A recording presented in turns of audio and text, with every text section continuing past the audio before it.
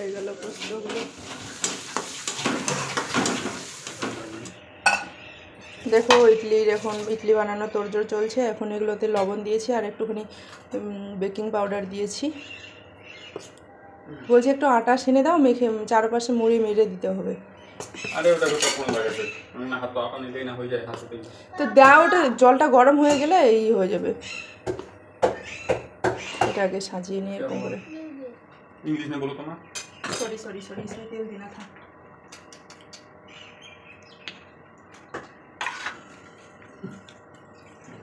बोलो। देखो इंग्लिश में बोलो।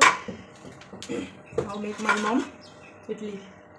Please guys, so this program. बोलो। Now we start Italy. look, my mom is making idli. ভালো করে বলো guys. Hello guys, my mom is making idli. কেমন করে বানায় সেটা বলে দাও। मुझे नहीं आता। बोलो हाउ मेक, आप लोग जानने चाहते बोलो how make this idli. Do you want to know how to make this idli? आपको देख रहा है क्या लोग? बोलो आपको देख रहा है क्या? आप जो ऐसे शर्म करते हो, हम छोड़ेंगे तभी तो उन लोग देख पाएंगे। अभी देख रहा है क्या? आपको ऐसे लगता है कि आपको देख रहा है कोई? मुझे ऐसा लग रहा है कि कुछ बन रहा है दूर से।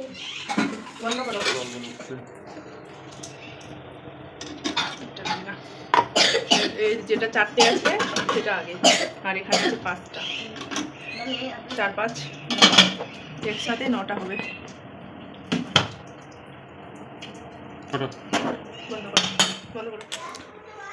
আমার ইডলি কুকারটা জানো তো এই দিকটা খারাপ হয়ে গেছে। জানি না ইডলি কতটা কি হলো, আমাকে দেখতে হবে। তো একটুখানি বাদাম আছে, সেই বাদামগুলো একটু ভেজে নিতে চাইছি। দেখি ইডলিটা, আর এদিকে তাওয়া বসিয়ে দিয়েছি।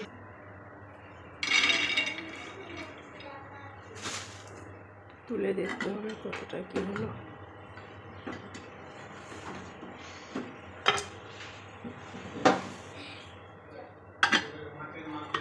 দারুণ হয়েছে আজকের ইডলি, একদম পারফেক্ট ইডলি হয়েছে।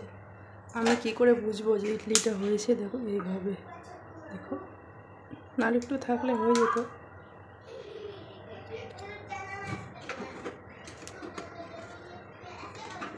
আমি যখন কোহিমাতে ছিলাম তখন ইডলি বানা শিখেছিলাম।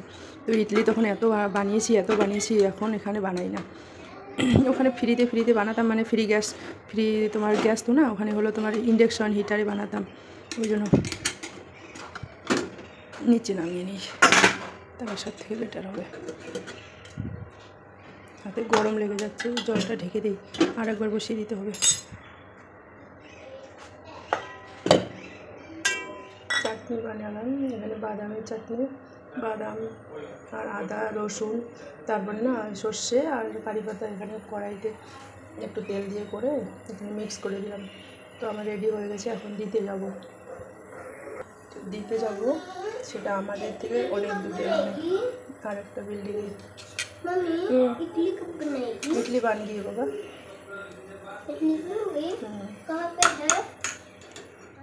তো দেখো বন্ধুরা, এখন 9টা বাজতে চললো।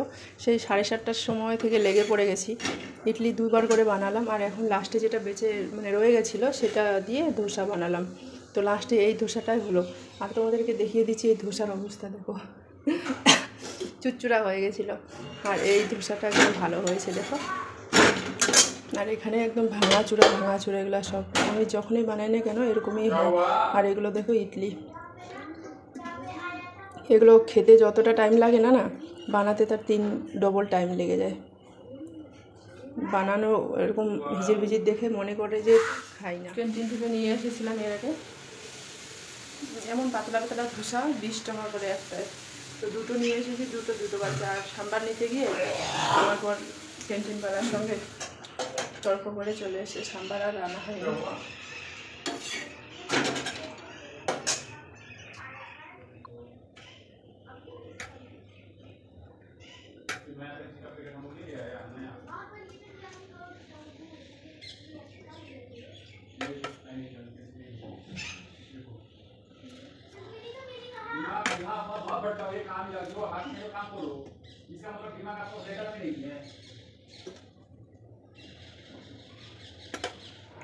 দিয়ে আসলাম এখানে ছিল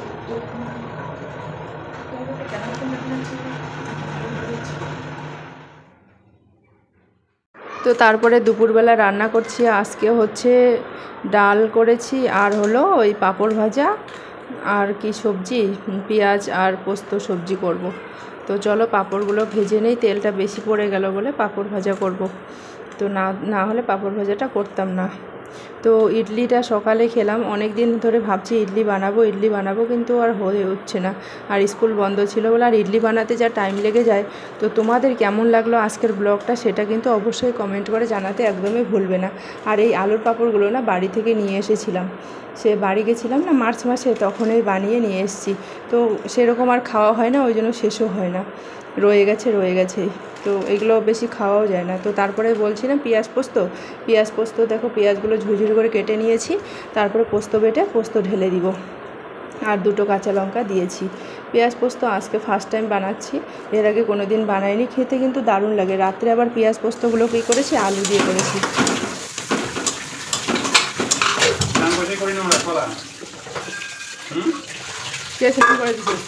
কে স্নান করে দিছে? দেখো পোস্ত দিয়ে পেঁয়াজ দিয়ে পোস্ত বাটা, পেঁয়াজ দিয়ে পোস্ত বাটা করছি আজকে। দেখো পেঁয়াজ পোস্ত বানাচ্ছি, তোমরা এরকম করে বাড়িতে বানিয়ে খাবে, এগুলো দিতে হবে ভালো।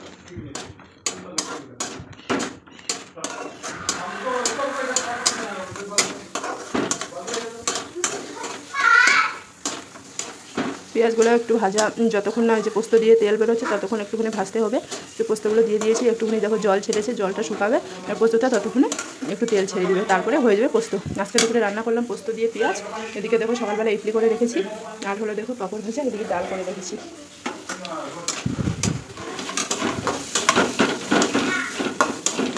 হয়ে গেল পোস্তগুলো।